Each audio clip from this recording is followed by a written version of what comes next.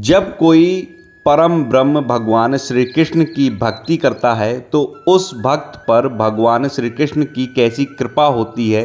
भगवान कैसे पल पल प्रतिपल उस भक्त पर अपनी निगाह बना करके रखते हैं, सदैव उन्हें देखते हैं और हर परेशानी से बचाते हैं, ये हम जानेंगे आज के इस वीडियो से।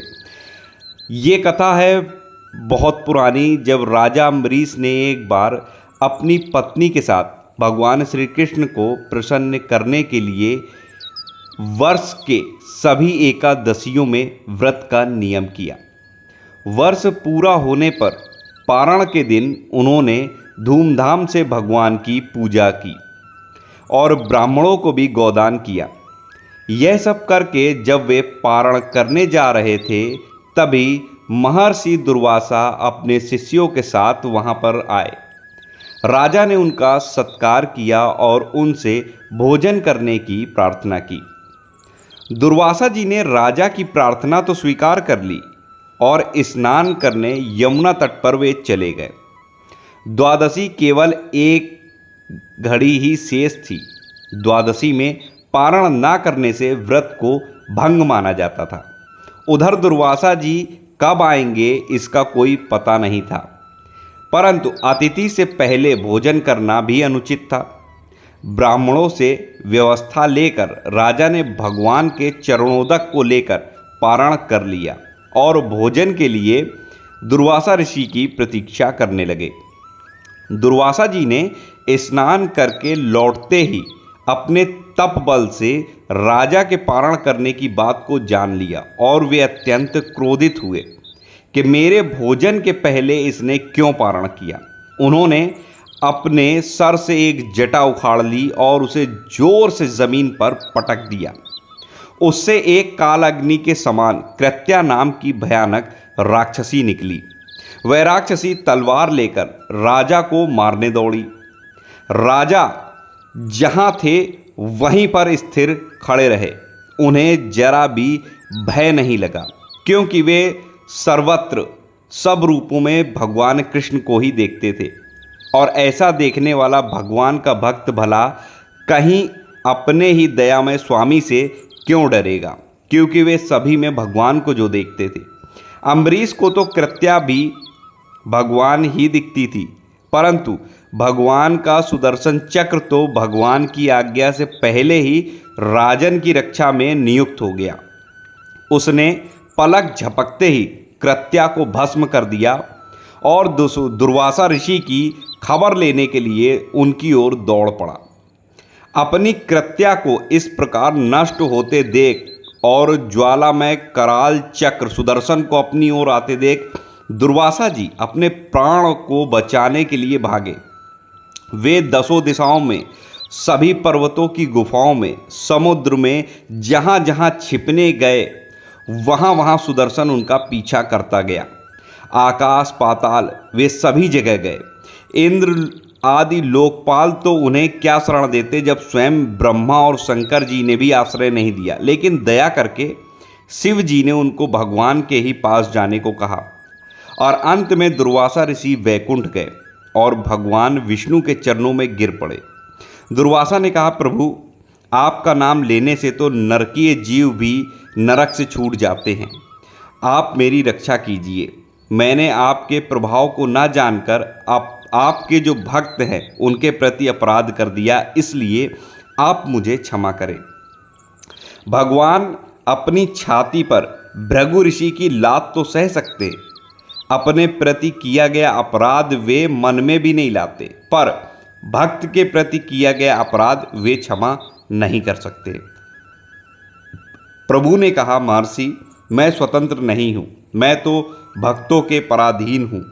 साधु भक्तों ने मेरे हृदय को जीत लिया। साधु जन मेरे हृदय हैं और मैं उनका हृदय। मुझे छोड़कर वे और कुछ नहीं जानते और उनको छोड़कर मैं भी कुछ और नहीं जानता।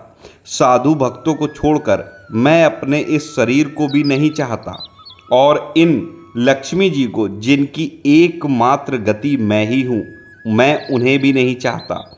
जो भक्त स्त्री पुत्र घर परिवार धन प्राण इहलोक परलोक सबको त्याग कर मेरी शरण आया है, भला मैं उसे कैसे छोड़ सकता हूँ। जैसे पतिव्रता स्त्री पति को अपनी सेवा से अपने वश में कर लेती है, वैसे ही समदर्शी भक्तजन मुझ में चित्त लगाकर मुझे भी अपने वश में कर लेते हैं। नश्वर स्वर्ग आदि की तो चर्चा क्या ही है, मेरे भक्त मेरी सेवा के आगे मुक्ति को भी स्वीकार नहीं करते। अब ऐसे भक्तों के मैं सर्वथा अधीन रहता हूँ। अतः ऋषिवर, आप उन महाभाग भक्त के पास ही जाएं, आपको शांति वहीं मिलेगी। इधर राजा अम्बरीश बहुत ही चिंतित थे। उन्हें लगता था कि मेरे ही कारण दुर्वासा जी को मृत्यु के भय से ग्रस्त होकर भूखे ही भागना पड़ा। ऐसी अवस्था में मेरे लिए भोजन करना कदापि उचित नहीं। अतः वे केवल जल पीकर ऋषि के लौटने की पूरे 1 वर्ष तक प्रतीक्षा करते रहे।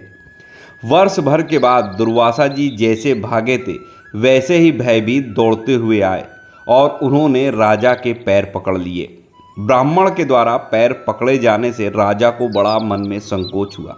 उन्होंने प्रार्थना करके सुदर्शन को शांत किया। महर्षि दुर्वासा मृत्यु के भय से छूटे। सुदर्शन का ताप जो उन्हें जला रहा था वह शांत हुआ। अब प्रसन्न होकर वे कहने लगे, आज मैंने भगवान के दासों का महत्व देखा। राजन, मैंने तुम्हारा इतना अपराध किया था, परंतु तुम मेरा कल्याण ही चाहते हो। जिन प्रभु का नाम लेने से जीव समस्त पापों से छूट जाता है, उन तीर्थपाद श्री हरि के भक्तों के लिए कुछ भी कार्य शेष नहीं रह जाता। राजन, तुम बड़े ही दयालु हो। मेरा अपराध न देखकर तुमने मेरे प्राणों की रक्षा की है। अम्बरीश के मन में ऋषि के शब्दों को सुनकर जरा भी अभिमान नहीं आया। उन्होंने इसको भी भगवान की ही कृपा समझा। महर्षि के चरणों में प्रणाम करके बड़े ही आदर से राजन ने उन्हें भोजन कराया। उनके भोजन करके चले जाने पर 1 वर्ष के पश्चात उन्होंने वह पवित्र अन्न प्रसाद के रूप में लिया। बहुत काल तक परमात्मा में मन लगाकर प्रजा पालन करने के पश्चात श्री अम्बरीश जी ने अपने पुत्र को राज्य सौंप दिया और भगवान वासुदेव में मन लगाकर वे वन में चले गए। वहाँ भजन तथा तप करते हुए उन्होंने भगवत प्राप्ति की।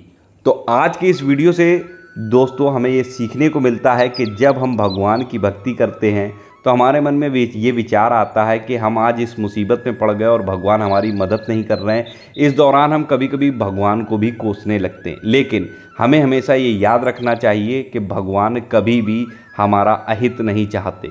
वे सदैव हमारे हित में ही कार्य करते हैं। अगर कोई मुसीबत भी हमारे सामने आई है तो उस वक्त हमें सिर्फ अपने ईश्वर, अपने इष्ट, अपने आराध्य में ही अपने चित्त को, अपनी सोच को, अपने दिमाग को लगाना चाहिए, क्योंकि भगवान जो भी करते हैं हमारे लिए सदा उचित ही करते हैं। आज की ये सत्य घटना जानने के बाद आशा करता हूँ कि आपके मन में भी भगवान के प्रति और प्रेम बढ़ा होगा। ऐसे ही और वीडियो पाने के लिए चैनल को सब्सक्राइब कर लीजिए। अगर वीडियो पसंद आया हो तो लाइक करके अपने अन्य मित्रों और भक्तों के साथ इसे शेयर जरूर करें। मिलता हूँ अगले वीडियो में नई सत्य घटना के साथ। तब तक राधा वल्लभ श्री हरिवंश।